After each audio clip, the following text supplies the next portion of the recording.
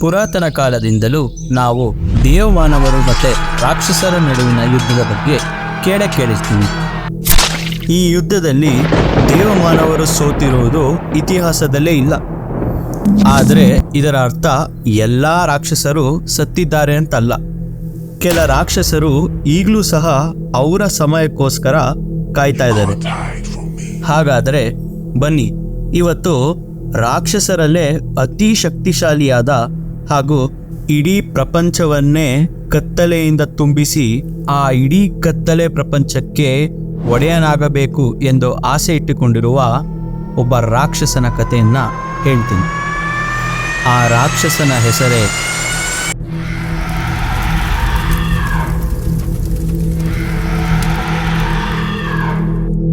ಕಲಿ.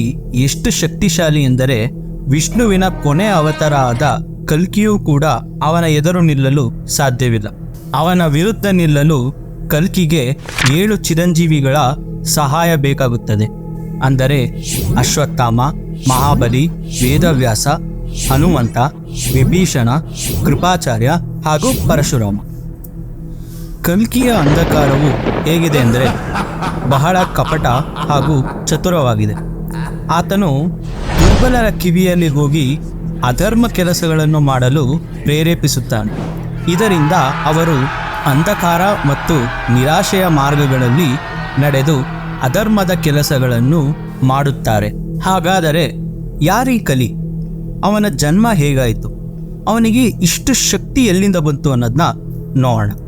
ಇವೆಲ್ಲ ಶುರುವಾಗಿದ್ದು ಸತ್ಯಯುಗದಲ್ಲಿ, ಅಂದರೆ 4800 ವರ್ಷಗಳ ಹಿಂದೆ.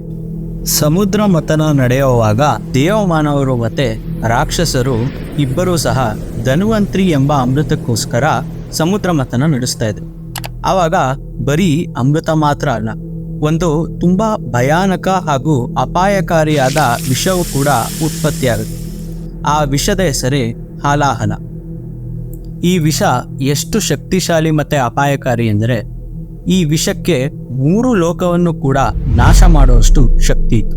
ಈ ವಿಷ ಎಷ್ಟು ಅಪಾಯಕಾರಿ ಅಂತ ತಿಳಿದಾಗ 3 ಲೋಕವನ್ನು ಕೂಡ ರಕ್ಷಿಸಲು ಶಿವ ಈ ವಿಷವನ್ನು ತಾನೇ ಕುಡಿತಾನೆ. ಶಿವ ಈ ವಿಷವನ್ನು ಕುಡಿದಿದ್ದಕ್ಕೆ ಶಿವನಿಗೆ ನೀಲಕಂಠ ಎಂಬ ಹೆಸರು ಕೂಡ ಬಂತು. ಆದರೆ ಶಿವ ಈ ಹಾಲಾಹಲ ಎಂಬ ವಿಷವನ್ನು ಕುಡಿಯುವಾಗ 2-3 ಹನಿಗಳು ಕಲಿಯ ಮೇಲೆ ಬೀಳುತ್ತವೆ. ಇದರಿಂದ ಕಲಿಯ ದೇಹವು ನಾಶವಾಗುತ್ತದೆ. ದೇವಮಾನವರಿಗೆ ಮತ್ತು ರಾಕ್ಷಸರಿಗೆ ಧನ್ವಂತ್ರಿ ಅಮೃತ ಸಿಕ್ಕಾಗ ದೇವಮಾನವರಿಗೆ ನಾವು ಕುಡಿಬೇಕು ಅಂತ, ರಾಕ್ಷಸರಿಗೆ ನಾವು ಕುಡಿಬೇಕು ಅನ್ನೋ ಒಂದು ಹಠ ಇತ್ತು. ಇದರಿಂದ ಇಬ್ಬರೂ ಸಹ ಆ ಅಮೃತಕ್ಕೋಸ್ಕರ ಜಗಳ ಆಡುತ್ತಾರೆ. ಈ ಜಗಳದ ಮಧ್ಯೆ ಅಮೃತದ ಕೆಲ ಹನಿಗಳು ಸಮುದ್ರದ ಮೇಲೆ ಬೀಳುತ್ತವೆ.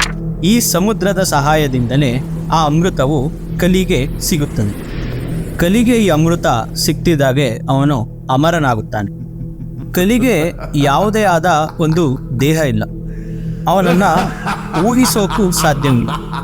ಆದರೆ ಕಲಿಯುಗದ ಅಂತ್ಯದಲ್ಲಿ ಅವನಿಗೆ ಅವನ ದೇಹ ಮತ್ತೆ ಸಿಗುತ್ತದೆ. ಇದರಿಂದ ಇನ್ನಷ್ಟು ಬಲಶಾಲಿಯಾಗಿ ಅವನು ವಿಷ್ಣುವಿನ ಕೊನೆಯ ಅವತಾರ ಆದ ಕಲ್ಕಿ ಹಾಗೂ 7 ಚಿರಂಜೀವಿಗಳ ಜೊತೆ ಸಮರಕ್ಕೆ ಸಿದ್ಧನಾಗುತ್ತಾನೆ. ಆದರೆ ನಿಜವಾಗಲೂ ಕಲ್ಕಿ ಮತ್ತು ಈ 7 ಚಿರಂಜೀವಿ ಕಲಿಯನ್ನು ಸಂಹರಿಸೋಕೆ ಸಾಧ್ಯನಾ? ಇಲ್ಲ. ಯಾಕೆ ಅಂದರೆ ಕಲಿ ಅಮರ. ಅವನು ಈ ಕಾಲಚಕ್ರದಲ್ಲಿ ಸೋತರೂ ಮುಂದಿನ ಕಾಲಚಕ್ರದ ಕಲಿಯುಗಕ್ಕಾಗಿ ಕಾಯುತ್ತಾನೆ ಹಾಗೂ ಆ ಕಲಿಯುಗದಲ್ಲಿ ಮತ್ತೆ ತನ್ನ ಪ್ರಭಾವಗಳನ್ನು ತೋರಿಸುತ್ತಾನೆ. ಕಲಿ ಎಲ್ಲರ ಮೇಲೂ ಪ್ರಭಾವ ಮಾಡ್ಬೋದು, ಅಥವಾ ಅವನಿಗೆ ಅಂತ ಕೆಲವು ಸೀಮಿತಗಳಿದೆಯಾ? ಇದ್ರ ಬಗ್ಗೆ ಗೊತ್ತಾಗಬೇಕು ಅಂದರೆ ನಾವು ದ್ವಾಪರ ಯುಗಕ್ಕೆ ಹೋಗಬೇಕಾಗುತ್ತೆ. ಕಲಿ ಸತ್ಯಯುಗದಿಂದಲೇ ಅಮರ ಆಗಿದ್ರು ತ್ರೇತಾಯುಗದಲ್ಲಿ ಅಥವಾ ದ್ವಾಪರ ಯುಗದಲ್ಲಿ ಅವನು ಅಷ್ಟು ಪ್ರಭಾವಶಾಲಿ ಆಗಿರಲಿಲ್ಲ. ಯಾಕೆಂದರೆ ತ್ರೇತಾಯುಗದಲ್ಲಿ ವಿಷ್ಣುವಿನ ರಾಮನ ಅವತಾರ ಹಾಗೂ ದ್ವಾಪರ ಯುಗದಲ್ಲಿ ಕೃಷ್ಣನ ಅವತಾರ ಇತ್ತು. ಆದರೆ ಮಹಾಭಾರತದ ಕುರುಕ್ಷೇತ್ರ ಮುಗಿತಿದ್ದ ಹಾಗೆ ಇನ್ನೇನು ಕಲಿಯುಗ ಶುರುವಾಗೋ ಹಾಗೆ ಇರುತ್ತೆ. ವಿಷ್ಣು ಕೃಷ್ಣನ ಅವತಾರ ತ್ಯಾಗ ಮಾಡಿದಾಗ ಕಲಿ ತನ್ನ ಪ್ರಭಾವಗಳನ್ನು ತೋರಿಸಲು ಶುರು ಮಾಡ್ತಾನೆ. ಹೀಗೆ ಒಂದು ದಿನ ಅವನು ರಾಜ ಪರೀಕ್ಷಿತನ ಹತ್ರ ಹೋಗಿ ನಿನ್ನ ರಾಜ್ಯಕ್ಕೆ ಬರಲು ಅನುಮತಿ ನೀಡು ಅಂತ ಕೇಳ್ಕೊತಾನೆ. ಕಲಿಯುಗ ಶುರುವಾದ ಕಾರಣ ರಾಜನು ಕೂಡ ಅವನಿಗೆ ರಾಜ್ಯದ ಒಳಗಡೆ ಬರಲು ಅನುಮತಿ ನೀಡ್ತಾನೆ.